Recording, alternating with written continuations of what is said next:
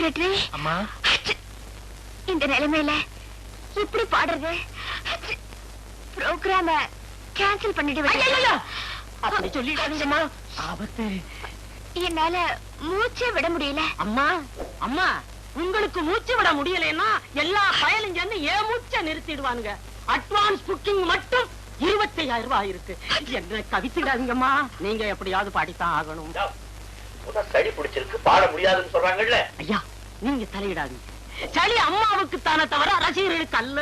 அப்படி அம்மா சளியோட பாடினா கூட ரசிகர்கள் இது ஒரு புது சங்கீதம்னு ரசிப்பாங்க. ஐயோ, ஏன் நிலைமை உங்களுக்கு புரிய